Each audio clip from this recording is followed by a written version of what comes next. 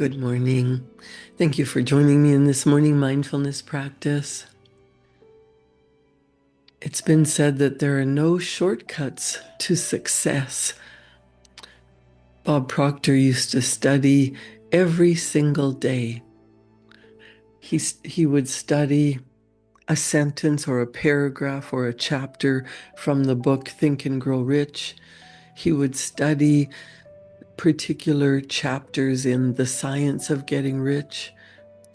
And it wasn't that he wanted to be more financially wealthy. He was already wealthy and he was very generous. But he talked about being richly blessed, being abundant in every area of life. And isn't that what everyone wants?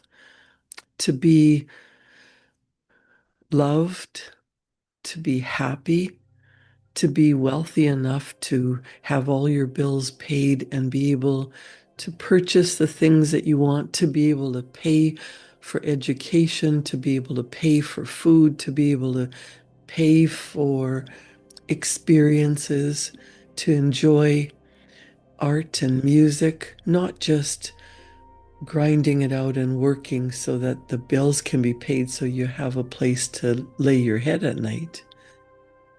Everyone wants more, and that is the spiritual side of you.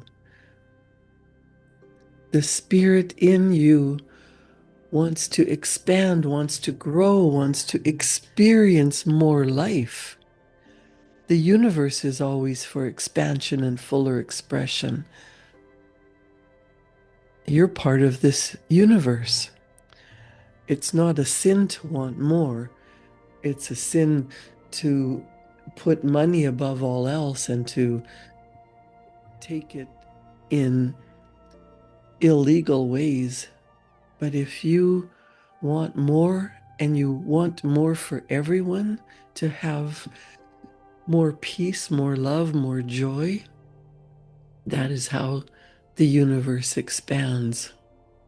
There is a law of reciprocity, of giving and receiving, of cause and effect. I'm going to read chapter 4 from The Science of Getting Rich because this was a chapter that Bob Proctor used to teach and talk about all the time. He said, I hope you will commit to your dreams. I want you to keep in mind as you read these chapters how your life can be different. It really is a decision, your decision to apply these principles of prosperity. He said the Science of Getting Rich chapters will not be considered a shortcut, but a daily reminder that can accent your success over the next 90 days. Well, that's the thing, isn't it? We try something once or twice or 3 times or a week and then decide that nothing's happening. It takes daily practice. Think about your life, how it is now, what you've been doing every day, what you've been thinking every day, what you've been practicing and reproducing on a daily basis. If there's something that you want to be different, you have to change your daily thinking, feeling, and acting before your results will change. And it doesn't change instantly. And even though you change how you think, how you feel, and how you act, it takes a period of time before the rest of the world catches up, before they notice that you really have changed. It's not temporary. You've permanently changed the way you think, feel, and act. Other people's opinions do not matter. Other people's opinions are none of your business. First, you must get into the feeling of being at peace, being filled with divine love, focusing on the vibrational energy of love, prosperity, joy, peace. What it is that you want to experience, you must be that first. You must be in the vibrational, energetic frequency of what you want, and then you attract it to you. It shows up after you put out. You get into the feeling of being prosperous, being generous, being abundantly blessed, and then the physical world catches up to you. So Bob Proctor says this on chapter 4, this easy to understand chapter will solve an age-old problem: why people keep getting the same results. It will alter the old conditioning that keeps a person focused on what they do not want, and will introduce you to a brand new world of possibility, power, and promise. Prosperity, abundance, and peace of mind will be your reward for studying these few pages of wisdom. So the first principle in the science of getting rich, this Science of Getting Rich was written by Wallace Wattles. And you can contact me if you want more information about the science of getting rich. I have a whole program on that. But I'm going to read the chapter. Thought is the only power which can produce tangible riches from the formless substance. The stuff from which all things are made is a substance which thinks. A thought of form in this substance produces the form. That's why if you've been listening to me for a long time, you hear me often say everything starts in your mind. You think about something and you pay attention to it and you focus on it, it becomes part of your reality. What you think about, you bring about. Everything starts in your mind, and then the last stage is physical manifestation.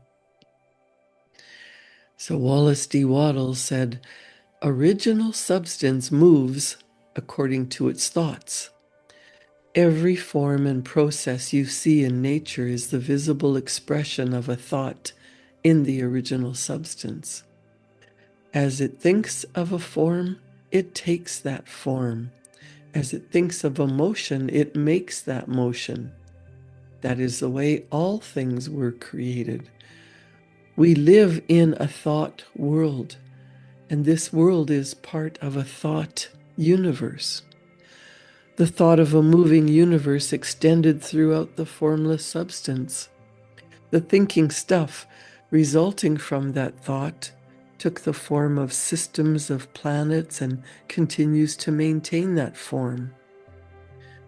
Thinking substance takes the form of its thought and moves according to the thought.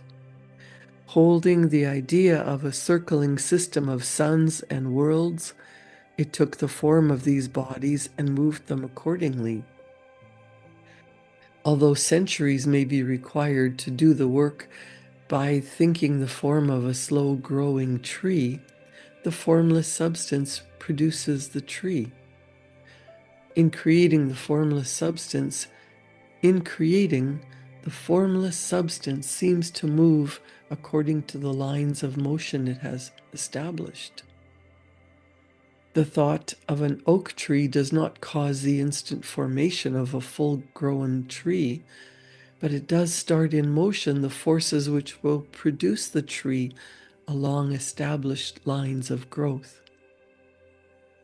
Every thought of form held in thinking substance causes the creation of that form, but always, or at least generally, along lines of growth and action already established. If the thought of a house of a certain construction were impressed upon the formless substance, it might not cause the instant formation of the house, but it would cause the turning of creative energies already working in trade and commerce into such channels as to result in the speedy building of the house. And if there were no existing channels through which the creative energy could work, the house would be formed directly from primal substance without waiting for the slow processes of the organic and inorganic world. No thought of form can be impressed upon the original substance without causing the creation of that form. A human being is a thinking center and can originate thought. All the forms that a person fashions with his hands must first emerge from his thought. He cannot shape a thing until he has thought that thing. And so far, man has confined his efforts wholly to the work of his hands. He has applied manual labor to the world of forms, seeking to change or modify already existing forms. Mankind has never thought of trying to cause the creation of new forms by impressing his thoughts upon the formless substance. When a person has a thought form, he takes material from the forms of nature and makes an image of the form which is in his mind. He has so far made little or no effort to cooperate with the formless and subformless intelligence to work with the Father. He has not dreamed that he can do what he seeth the Father doing. Man reshapes and modifies existing forms by manual labor. He has not considered the question of whether he could produce things from the formless substance by communicating his thoughts to it. I propose to prove that he may do so, to prove that any man or woman may do so, and to show how. Wallace Wattles said, "My first step will be to lay down 3 fundamental propositions. First, we assert that there is one original formless substance with which all things are made. All the seemingly many elements are only different presentations of one element. All the many forms found in organic and inorganic nature are only different shapes made from the same stuff, and this stuff is thinking stuff. A thought held in it produces the form of the thought. Thought in thinking substance produces shapes. A human being is a thinking center capable of original thought. If a person can communicate his thought to original thinking substance, he can cause the creation or formation of the thing he thinks about. To summarize this, there is a thinking stuff from which all things are made, and which in its original state permeates, penetrates, and fills the interspaces of the universe. A thought in this substance produces the thing that is imaged by the thought. A person can form things in his thought, and by impressing thought upon formless substance, can cause the thing he thinks about to be created. Wallace Wattles goes on to say, I can prove these statements by both logic and experience. Reasoning back from the phenomena of form and thought, I come to one original thinking substance.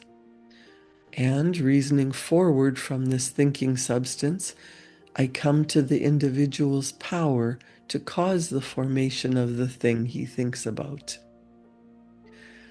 By experiment, I find this reasoning to be true, and this is my strongest proof.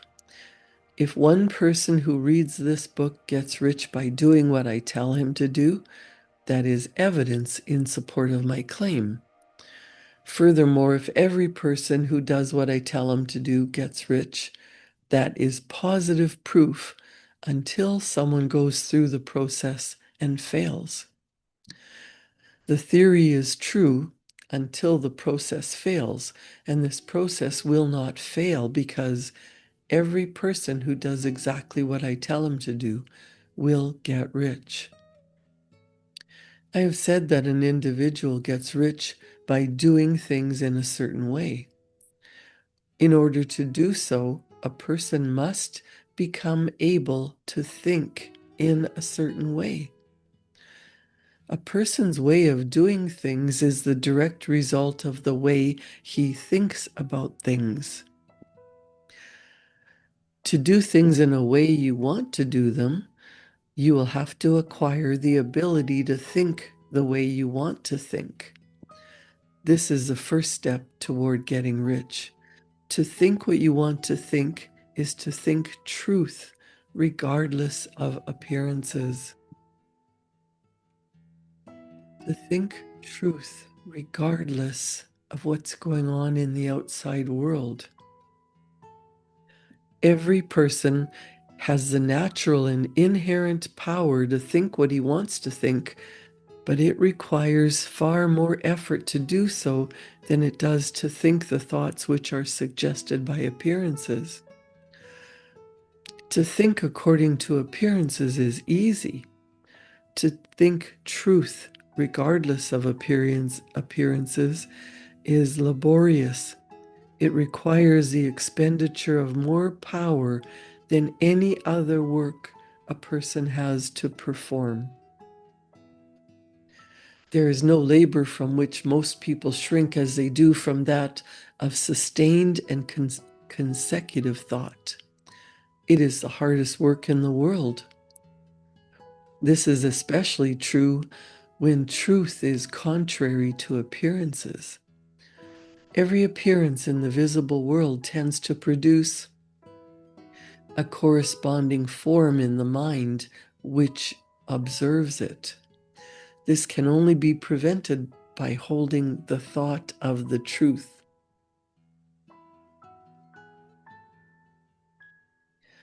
To look upon the appearance of disease will produce the form of disease in your own mind and ultimately in your body. Instead, you must hold the thought of the truth, which is, there is no dis-ease. Disease is only an appearance. The reality, the truth, is health. To look upon the appearances of poverty will produce corresponding forms in your own mind. Instead, you must hold to the truth that there is no poverty, there is only abundance. It requires power to think health when surrounded by the appearances of disease. It requires power to think riches when in the midst of the appearances of poverty. But he who acquires this power becomes a master mind. He can conquer fate. He can have what he wants. This power can only be acquired by getting hold of the basic fact which is behind all appearances, that there is one thinking substance from which and by which all things are made. Then we must grasp the truth that every thought held in this substance becomes a form, and that a person can impress his thoughts upon it so as to cause them to take form and become visible things. When we realize this, we lose all doubt and fear because we know we can create what we want to create. We can get what we want to have, and we can become what we want to be. As a first step toward getting rich, you must believe the three fundamental statements given in this chapter. In order to emphasize them, I will repeat them here. There is a thinking stuff from which all things are made, and which in its original state permeates, penetrates, and fills the interspaces of the universe. A thought in this substance produces the thing that is imaged by the thought. A person can form things in his thought, and by impressing his thought upon formless substance, can cause the thing he thinks about to be created. You must lay aside all other concepts of the universe than this monistic one. You must dwell upon this until it is fixed in your mind and has become your habitual thought.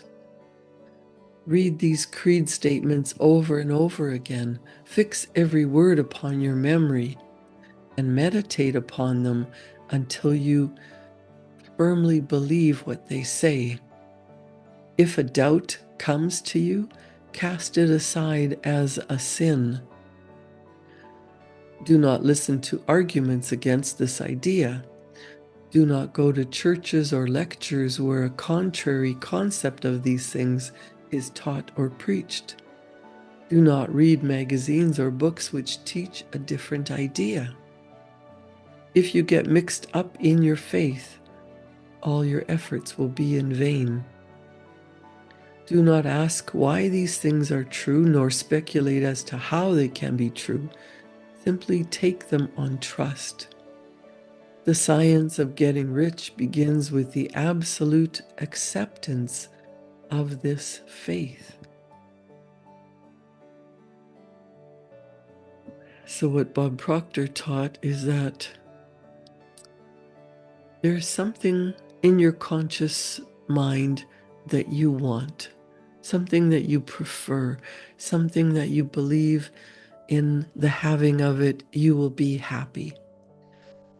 If your debts are all paid and you have enough money that you don't have to worry and doubt and be afraid, you're going to be happy. But that's not really true, because you see there are all kinds of wealthy people who have everything they could possibly want and more, and they're miserable. He tells a story of a person who grew up in a poor neighborhood and said that he wanted to be wealthy because he thought if he had a lot of money, he wouldn't be miserable. And Bob Proctor said the fellow went down to where the rich people hang out at the yacht club, and he noticed some of them were really happy and enjoying life. And some of them were beating their spouses, some of them were arguing, some of them were truly miserable. So it wasn't wealth that made them happy. And then when he went back home and he saw in his poor neighborhood, there were some people there that were beating their spouses and were miserable, and some were truly happy. It was not wealth that made them happy.